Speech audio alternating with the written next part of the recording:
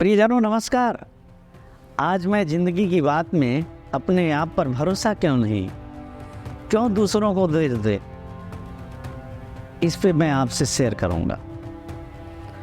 पुराने ज़माने में राज्य का हाल जानने के लिए राजा भेष बदलकर राज्य में घूमते थे। उनका मानना था कि राजा के वेश में घूमने पर मंत्री व दरबारी राज्य की केवल अच्छी चीज़ें ही दिखाते हैं। राजा हर एक दिन एक बूढ़े आदमी को देखता कि वह छोटे छोटे पेड़ लगाता रहता था। सामान्य फूल वाले और मौसमी पौधे नहीं लगाता,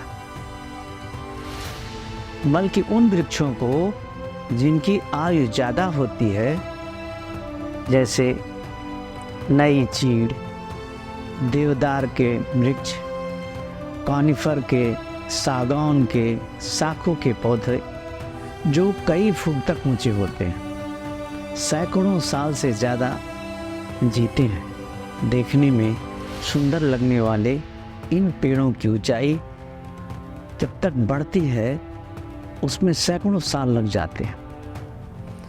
राजा इस वृद्ध इंसान को देखकर बहुत हैरान होता था। उसके कमज़ोर कांपते हाथों को देखकर वह सोचता था कि क्या वृद्ध इन विशाल वृक्षों के सौंदर्यों को देख पाएगा? आखिर यह क्यों लगा रहा है?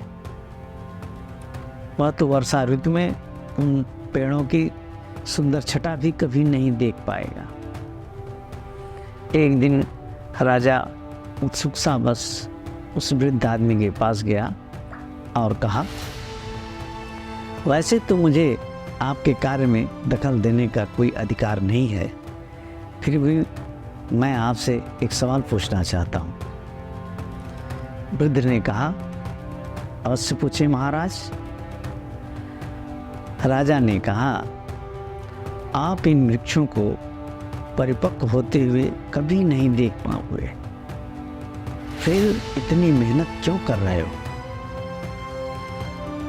वृद्ध ने तत्काल जवाब दिया और कहा, यदि मेरे पूर्वजों ने बीज न बोए होते तो मैं अपने बगीचे के उस पार ऊंचे देवदार के वृक्षों को कभी नहीं देख पाता। मेरे सम्माननीय पूर्वज भी आगे आने वाली पीढ़ियों को पेड़ को देखने, उसके नीचे खड़े होने वाले लोगों के बारे में कुछ नहीं जानते थे, पर वे तब भी अपना कर्तव्य समझकर वृक्षों को लगाते रहे। उन्होंने उन पेड़ों की हिफाजत के लिए कड़ी मेहनत की। ये पेड़ मुझे भी हिम्मत और ताकत देते हैं। मैं भले ही उनकी सुंदरता नहीं देख पाऊंगा, पर आगे आने वाली पीढ़ियां इन्हें जरूर देख पाएंगे। मैं अपने पूर्वजों की सोच को ही आगे बढ़ा रहा हूँ। यदि वे आने वाले भविष्य में अज्ञात लोगों पर भरोसा रख सकते हैं, तो मैं भी यह भरोसा कर सकता हूँ। हम अपनी ज़िंदगी में बहुत ही सहजता से दूसरों को दोष भले ही दे दें, पर बहुत सारे मसलों में गलती हमारी ही होती है।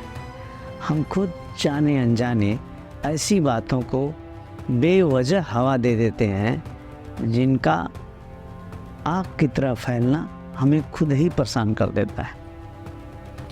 प्रसिद्ध लेखक व सामाजिक चिंतक माननीय खलील जिब्रान साहब जी का कहना है कि अगर हम स्वयं अपनी राज हवा को बता रहे हैं तो हमें हवा को उन पेड़ों को बताने का दोष नहीं देना चाहिए। जैसे एक गीत है जिसमें बताने से, कहने से ही बातों को लोग जान पाए। बुलबुल ने गुल से, गुल ने बहारों से कह दिया, एक 14वें के चांद ने तारों से कह दिया, दुनिया किसी के प्यार में जन्नत से कम नहीं। राज बताने की बात है, कहने की ही बात है। जब आप कहेंगे तो लोग जानेंगे। जिंदगी में स्थिति कोई हो, हम डर या प्रेम में से किसी एक का चुनाव करते हैं। हमारा जन्म और मृत्यु और उसके बीच का हमारा जीवन सब प्रेम से जुड़े होने चाहिए। इसके लिए हमें अपनी ऊर्जा और अपनी मनसा को एकाग्र करना होता है।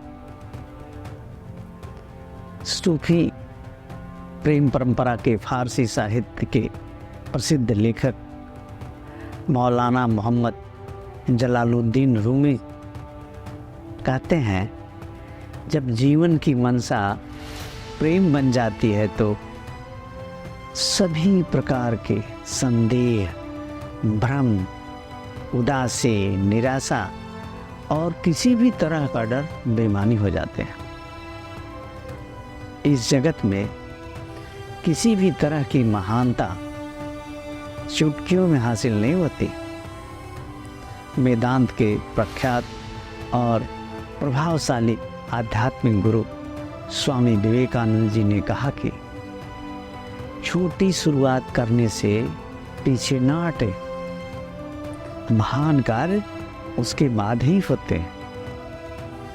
जीवन में साहसी बने, दूसरों पर हावी होने की नहीं, उनकी सेवा करने की कोशिश करें। जीवन के प्रवाह में स्वार्थी होकर अनियंत्रित ढंग से बढ़ना अच्छे अच्छे जहाज़ों को भी डुबो देता है।